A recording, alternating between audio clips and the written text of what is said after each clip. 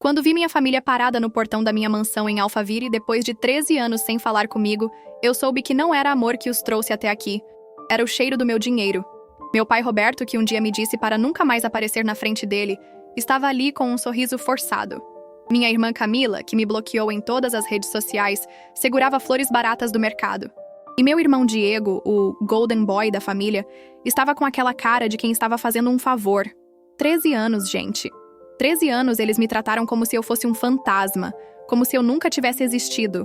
Mas agora que minha empresa vale 50 milhões, que meu rosto estampou a capa da revista Exame, que minha mansão apareceu no programa da Ana Maria Braga, agora eles se lembraram que eu existo.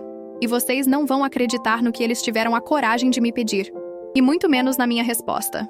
Eu sou Marina, tenho 36 anos. E hoje sou CEO da SecureTech, uma empresa de segurança digital que criei do zero aqui em Florianópolis. Minha mansão em Alphaville vale 8 milhões de reais. Tenho uma Ferrari na garagem e uma conta bancária que faria qualquer pessoa desmaiar. Mas nem sempre foi assim, gente. Nem sempre. Há 13 anos atrás, eu era apenas uma jovem de 23 anos, rejeitada pela própria família, com 15 mil reais no bolso e um coração despedaçado. Hoje, quando olho pela janela do meu escritório e vejo o mar de Florianópolis, eu lembro de cada lágrima que derramei, de cada noite que chorei até dormir, de cada vez que me perguntei por que eu não era boa o suficiente para ser amada. A ironia é que a mesma família que me jogou fora como lixo, que me disse que eu era um erro em suas vidas, que me excluiu de absolutamente tudo por mais de uma década, essa mesma família estava agora no meu portão. E não, eles não vieram pedir desculpas. Não vieram dizer que sentiram minha falta. Eles vieram porque viram minha foto na revista, viram os números da minha empresa, viram que a rejeitada da família tinha se tornado a mais bem-sucedida de todos. Mas antes de eu contar o que aconteceu naquele dia no portão, vocês precisam entender como tudo começou. Precisam conhecer a Marina de Curitiba, a menina que cresceu se sentindo invisível na própria casa. Porque só assim vocês vão entender por que minha resposta para eles foi tão definitiva. A história que vou contar vai mostrar como uma família pode destruir uma criança, mas também como essa mesma criança pode renascer das cinzas e se tornar mais forte do que jamais imaginou.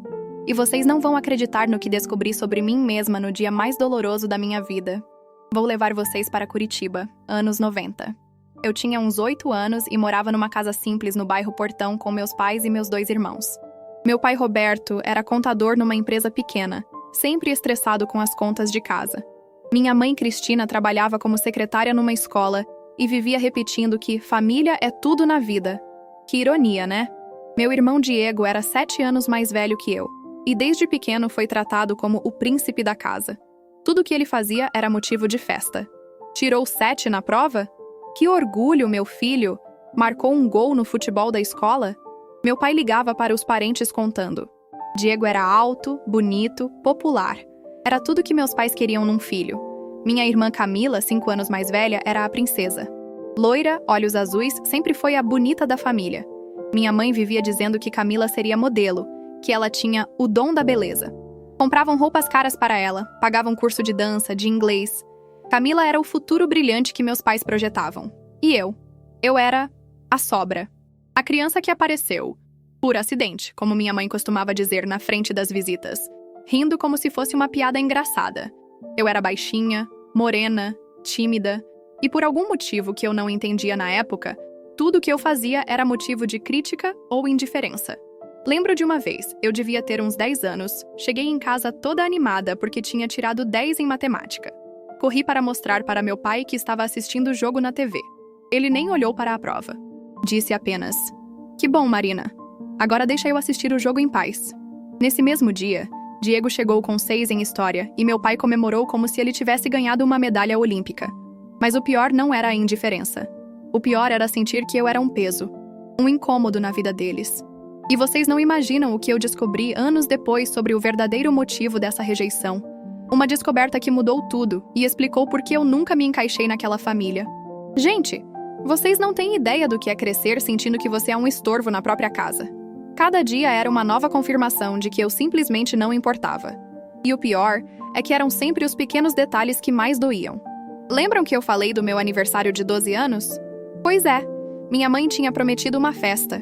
Eu estava tão animada que convidei as poucas amigas que tinha na escola. Comprei um vestido com meu dinheiro da mesada, ajudei a escolher o bolo.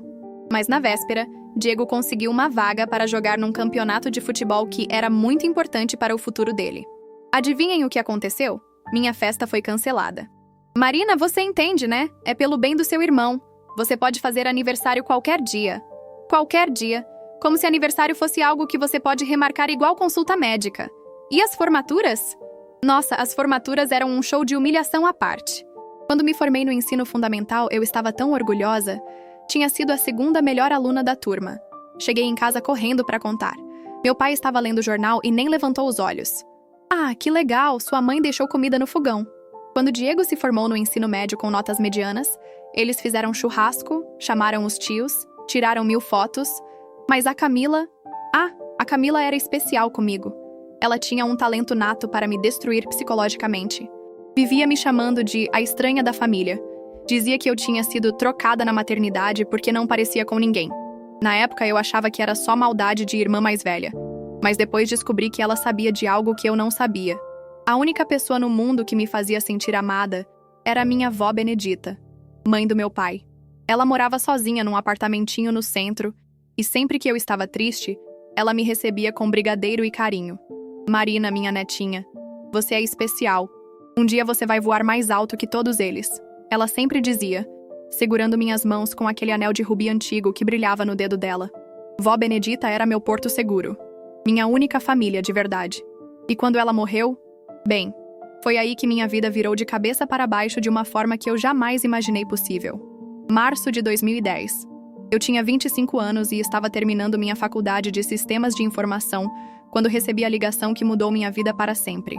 Vó Benedita tinha tido um infarto fulminante. Quando cheguei no hospital, ela já tinha partido.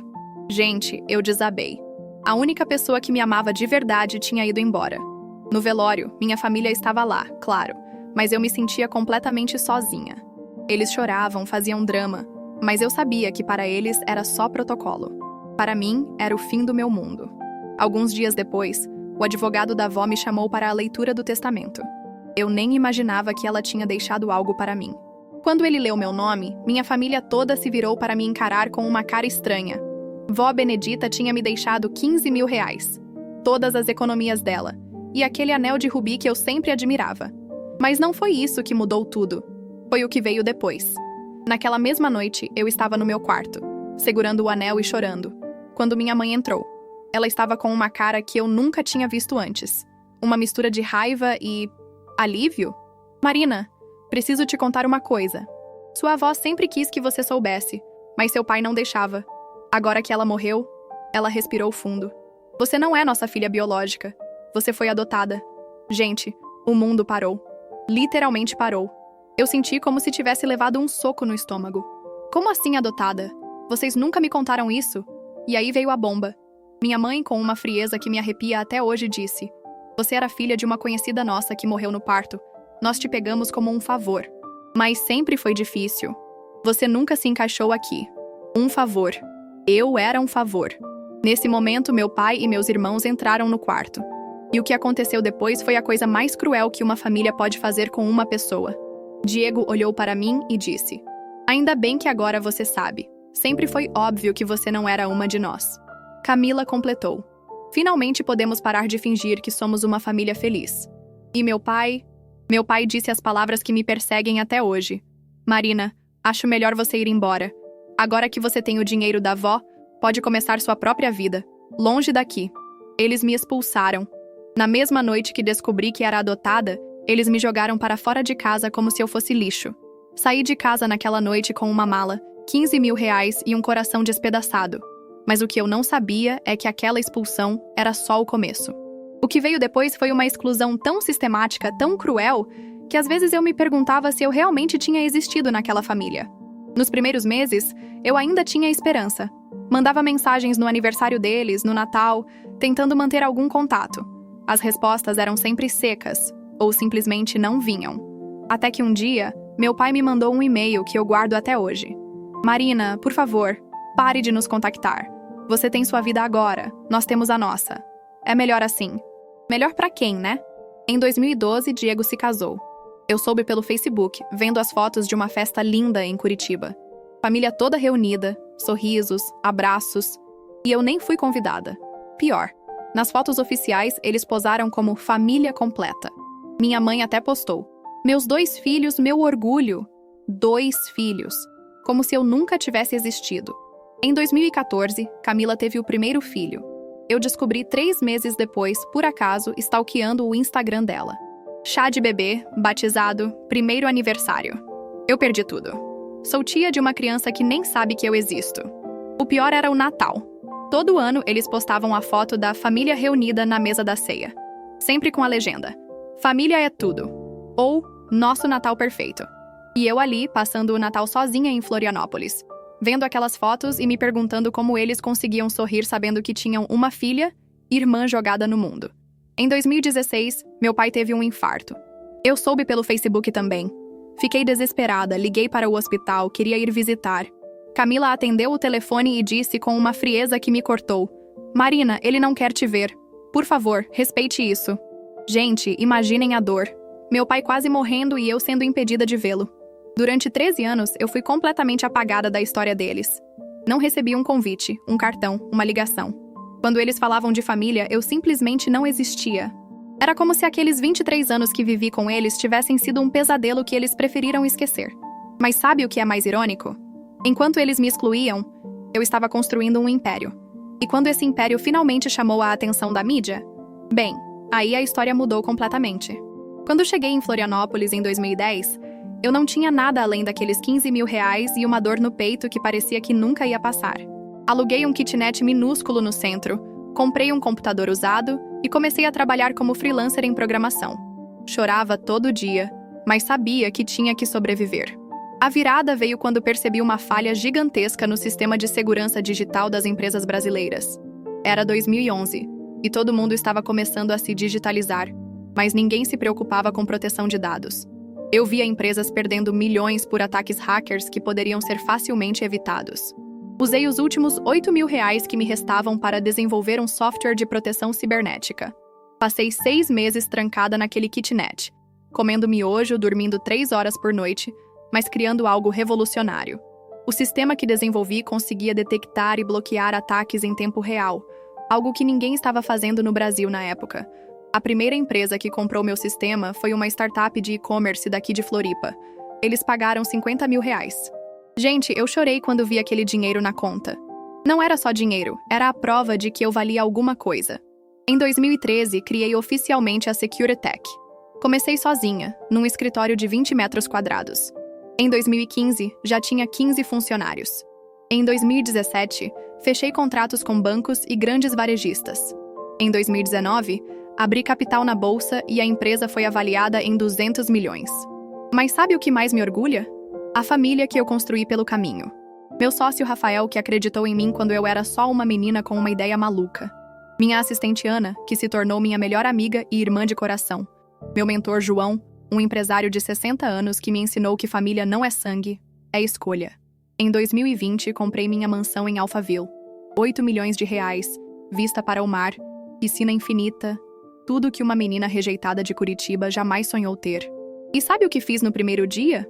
Liguei para a avó Benedita no céu e agradeci, porque foi o amor dela que me deu força para chegar até ali. Em janeiro de 2023, minha foto estampou a capa da revista Exame como a CEO do ano. A matéria falava da minha trajetória, dos 50 milhões que a empresa vale hoje, da minha história de superação. Eu estava no topo do mundo. E foi exatamente uma semana depois dessa revista que eles apareceram no meu portão. Era uma terça-feira de manhã, 7 de fevereiro de 2023. Eu estava no meu escritório em casa, numa videoconferência com investidores americanos, quando minha governanta Dona Rosa bateu na porta com uma cara de espanto. Dona Marina, tem uma família no portão dizendo que são seus parentes. Eles insistem que a senhora vai querer recebê-los. Meu coração parou. 13 anos, gente. 13 anos sem uma ligação, um cartão, um oi, como você está? E agora, eles estavam ali, no meu portão, como se nada tivesse acontecido. Desliguei a reunião e fui até a janela. E lá estavam eles. Meu pai Roberto, mais velho, cabelos grisalhos, usando uma camisa social meio amarrotada. Minha mãe Cristina, com aquele sorriso forçado que eu conhecia tão bem. Diego, que aos 43 anos estava visivelmente desempregado. Barba por fazer, roupa simples. E Camila, a ex-princesa da família, agora com cara de quem tinha chorado muito recentemente.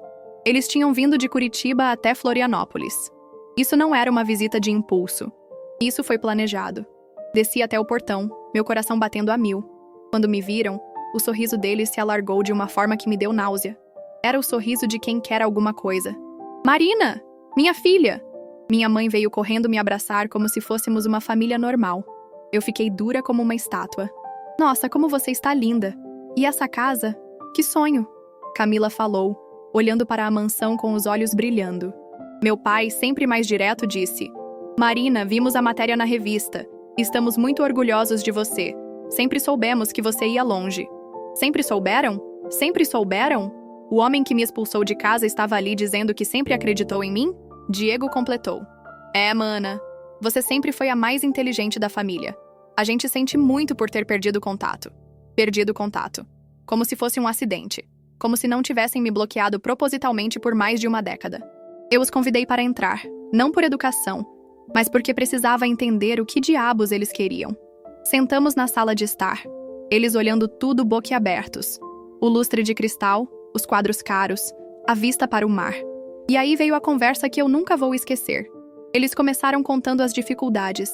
Pai falido depois de investimentos ruins, Diego desempregado há 2 anos, Camila se divorciando e perdendo a casa. Até que meu pai soltou a bomba. Marina, a gente veio aqui porque... Bem, somos família, né? E família se ajuda. A gente estava pensando se você não poderia nos emprestar uns 2 milhões e talvez dar umas ações da empresa pra gente. Afinal, você não teria chegado onde chegou sem a educação que te demos. A educação que me deram. A educação que me deram. Gente, nesse momento eu soube exatamente o que fazer. Quando meu pai falou sobre a educação que me deram, algo dentro de mim se rompeu. Não era raiva, era uma clareza cristalina. Eu me levantei, pedi licença e fui até meu escritório. Voltei com meu notebook e uma pasta que eu guardava há anos.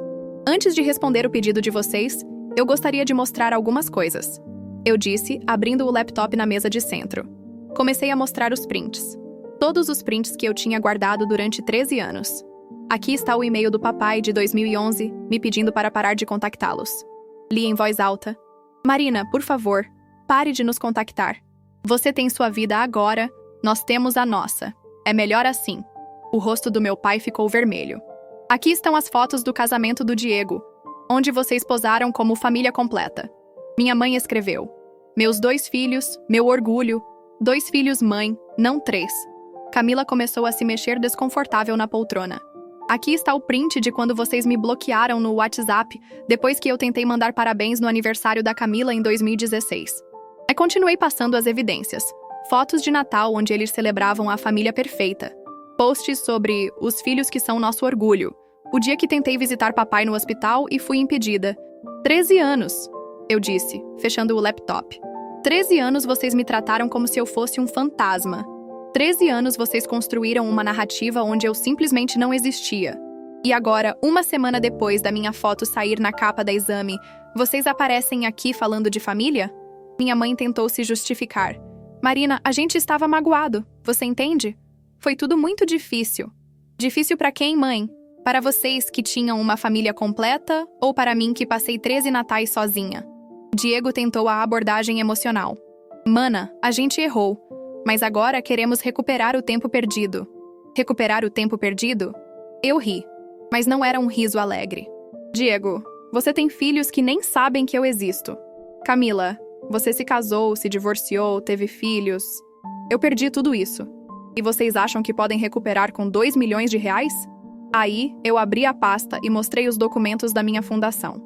Sabe o que eu fiz com meu dinheiro? Criei o Instituto Benedita, em homenagem à avó. Uma fundação que ajuda crianças rejeitadas pelas famílias. Crianças que, como eu, precisam descobrir que seu valor não depende da aprovação de quem deveria amá-las incondicionalmente. O silêncio na sala era ensurdecedor. Mas vocês sabem o que eu vou fazer? Vou criar uma conta poupança para cada um dos meus sobrinhos, que eu nem conheço. Quando eles fizerem 18 anos, vão ter dinheiro para estudar para começar a vida. Porque eles não têm culpa dos pais que têm. Levantei e caminhei até a porta. Agora eu peço que vocês se retirem da minha casa. E desta vez, quando saírem, não voltem mais. Depois que eles saíram, eu fiquei sozinha na minha sala, segurando o anel de rubi da avó Benedita. Aquele anel que ela sempre usava, que brilhava quando ela segurava minhas mãos e me dizia que eu era especial. Naquele momento, eu finalmente entendi o que ela queria dizer. Sabe, gente? Durante anos eu carreguei uma dor imensa. Uma sensação de que eu não era boa o suficiente, de que havia algo errado comigo. Eu me perguntava por que não conseguia ser amada pela minha própria família. Mas hoje, olhando para trás, eu percebo que o problema nunca foi comigo. A verdade é que eles me fizeram um favor quando me expulsaram, porque foi aí que eu descobri quem eu realmente era, sem tentar me encaixar num molde que nunca foi feito para mim. Foi aí que eu construí minha verdadeira família: Rafael, Ana, João, Dona Rosa e tantas outras pessoas que escolheram me amar pelo que eu sou, não pelo que eu tenho. Vocês sabem o que mais me orgulha? Não são os 50 milhões da empresa, não é a mansão, não é a Ferrari, é o Instituto Benedita. Até hoje, já ajudamos mais de 500 crianças rejeitadas a encontrarem famílias amorosas ou a se tornarem independentes. Cada criança que sai do instituto e constrói uma vida feliz é uma vitória contra todos os Robertos, Cristinas, Diegos e Camilas do mundo. E sabe o que descobri sobre família? Família não é quem divide seu DNA. Família é quem te liga quando você está doente, quem comemora suas vitórias sem inveja, quem te abraça quando você fracassa. Família é escolha, não obrigação. 3 meses depois daquela visita, eu soube que eles tentaram vender a história para um programa de TV, dizendo que eu era uma filha ingrata que abandonou a família pobre. Mas sabe o que eu fiz? Nada. Porque a verdade sempre vem à tona, e pessoas como elas se destroem sozinhas. Hoje, quando olho no espelho, eu vejo a mulher que vó Benedita sempre soube que eu me tornaria. Uma mulher forte, independente, que não precisa da aprovação de ninguém para ser feliz.